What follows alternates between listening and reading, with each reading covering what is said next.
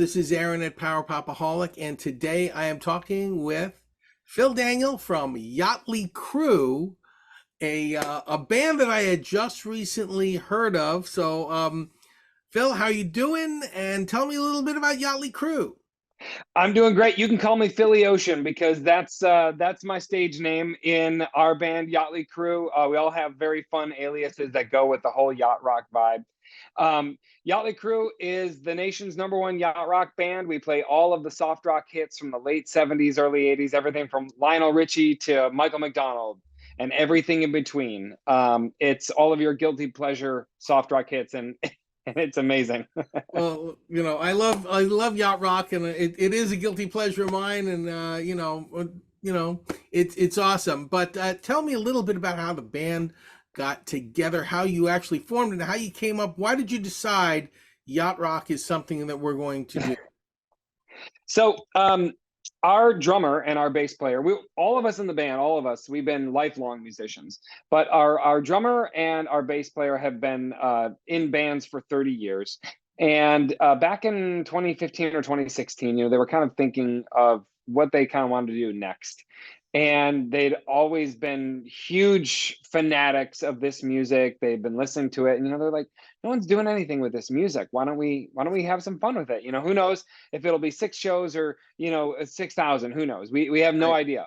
And so then they set about putting the band together, and each one of us that came on board are rabid fans of this music. We all grew up with it. We all know it by heart, and literally like dominoes falling, like as soon as each of us heard the premise and what this band was going to be playing and what the whole idea was, we were like, I'm in. So it came together very organically. There was a Craigslist ad involved in getting the band together.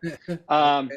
but we're a band of brothers. Now we've been playing since 2017, 6 years. We've been touring all over the country, and we love each other. We're great friends, and we love the music, and to see it take off the way that it has, become this nationwide phenomenon, has been the dream of a lifetime for all of us, for sure. Right. And that's what attracted me to your band to begin with, because I heard some of the, not only of the covers that you do, but Yeah, some of your independent songs as well, your originals. And I thought right. they were pretty, really tight. The way your band plays is really tight, Yeah. really well orchestrated and well composed, everything.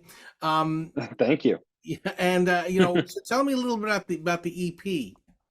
So the EP is called Seize the Day. It just came out in July on Mailboat Records, which is Jimmy Buffett's record label. He heard what we were up to, and our manager, industry legend Andy Gould, had a little something with pulling that together. But yeah, we put it together, a 6-song EP. It has 5 of the songs that we cover on it and one original. The original song is called Sex on the Beach.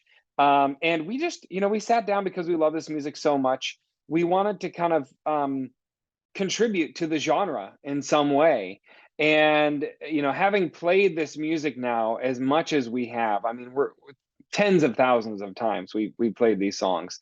In some cases, maybe even more than the original artist, you know what I mean? Yeah. Um, so we know the song structure, we know the chords, we know the way in which the harmonies are assembled and the themes and the lyrics, and so it was a really cool challenge to take on, but it was also kind of an honor to feel like, let's write something that seamlessly fits in this genre. And then we got to work with a multi-Grammy award-winning producer named Chris Ordalgi. For anyone who's, I see your Yep. incredible setup behind you. I'm sure you know all about who Chris Ordalgi is. Great producer. Incredible producer, incredible engineer, mixer, the whole deal. And we got to start a relationship with him, and he loves yacht rock. I mean, he knows these artists. He's mixed some of them. Um, he's worked with everyone from the Rolling Stones to Green Day. So he has a long, long resume, and he brought so much to the table. I mean, the songs sound so good. He made us, better than we could ever imagine. But he did something really important, which was, we're all performers. We're very high energy. It's not like going to what you would expect when you hear a soft rock band, right? Right. We put on a show. We're like Kiss in captain's uniforms. So He captured that, and that's what our audiences respond to, is the energy that we put into these songs and our performances. And he got that energy on the album. And that's really the missing piece. So thank you for checking it out. I hope Sure. everyone gives it a listen. You can hear it anywhere you stream your music.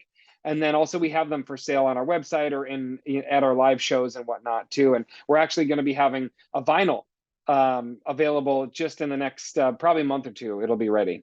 Oh, excellent, excellent. Yeah. I also really appreciate the fact that, you basically absorbed the genre through osmosis, as well as playing it for years, and you're able to reconstitute it into something original. Some of the Yeah. best new music comes out that way, I believe, Yeah. among different bands, especially if they start out with, very straight influences that have been with them for a long time. Do Yeah. you have, out of all the yacht rock bands, do you have a favorite, or do you have Hmm. a few that you could say, like two or three, that basically have influenced your style of play, or the way your favorites, basically Mhm. the way you compose things? Yeah, I mean, there's so many influences. I mean, one of the things that we knew kind of going into this is that, these songs are so iconic and they're so well known and so beloved that we had to kind of strike this delicate balance. People come to the shows with an expectation, and that expectation is they want to hear the song as they know them. And so we have to walk this really fine line between playing the songs the way that people know them, while also owning them, and as an artist and a musician, really embodying the music, and putting our own heart and soul into it, right? So um I mean, the people that I look up to personally, I mean, Kenny Loggins, his vocals are insane. Michael Yeah. McDonald, uh, you know, uh, Steely Dan, their musicality and their composition. I mean, anyone who's a Steely Dan fan knows. I'm like, Oh you yeah. know, I'm so really we're honored to get to play these songs, and to try and do them justice is our goal literally every time we take the stage, because they're not just three chord pop songs.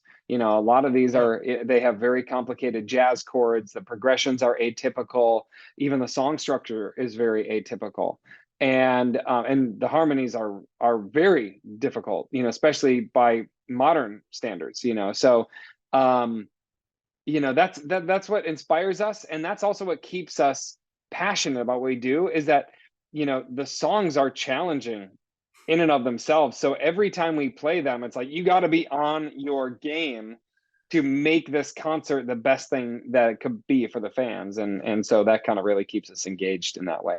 Yeah, I was gonna get to that too, because some of the songs, maybe if you play Poco, or if you play Hmm. something that had more than a four-piece band attached to it, you Yeah. have to make it yourself sound like you're a ten Oh yeah. piece sometimes. Yeah. So how do you accomplish that on stage? Is that through multiple recorded tracks, or is that through adding extra players when you need them? Yeah, we have 7 people in our band, and we have some really really talented guys. A lot of it comes down to just making sure that as many of the parts that you hear on the track on the actual song are covered.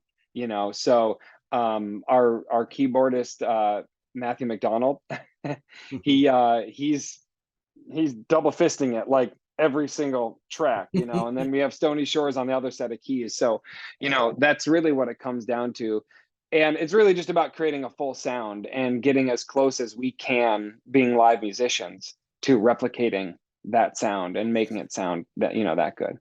Oh, that's amazing. Well, it's Yeah. awesome that you're doing this. And tell me a little bit about the tour. I know you're going to be in New York Friday. Yeah. Tell me a little bit about what's coming up. Yeah, so we're going to be in New York on Friday, September 29th at the Space at Westbury.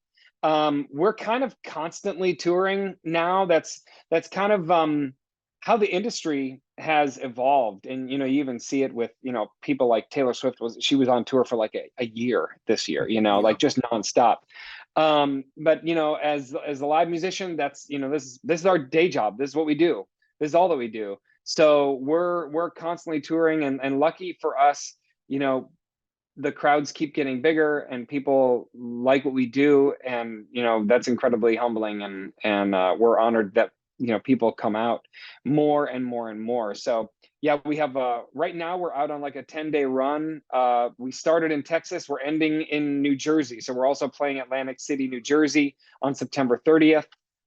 Then we'll go home. We have a couple of semi-local shows we're all based in LA. So we have a couple of semi-local shows out west.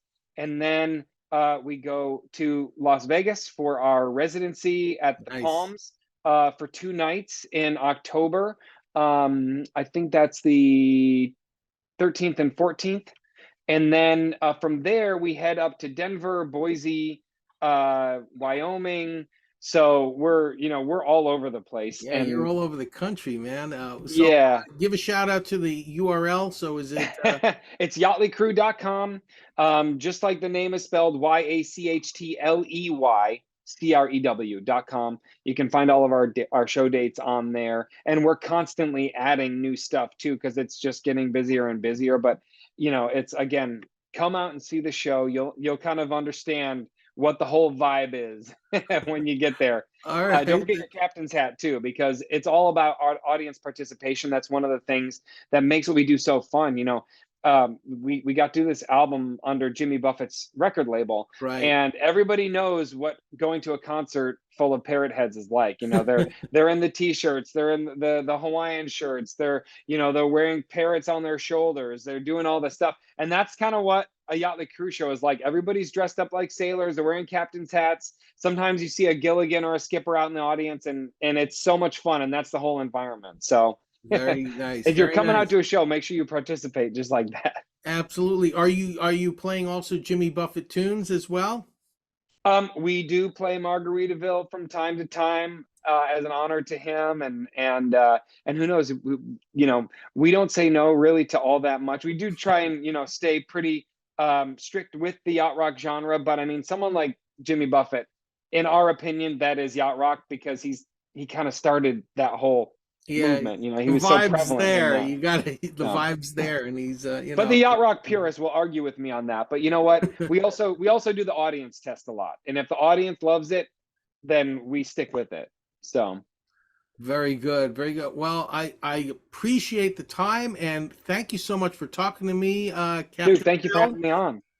Yeah, and I look forward to seeing your show, and hopefully, I know this EP just came out. I don't want to Yep. rush you, but I want to hear more original stuff from you guys. I know you We're have it working in on you, it. and We have one that we're working on. We have not set a release date yet, but you'll be hearing a lot more original, and also some more recordings of the songs that we do in the show of the yacht rock genre as well. So awesome, awesome. Once again, thank you, Captain Phil. Appreciate it, and thank you, sir. take care. We'll see you soon, buddy. Yep.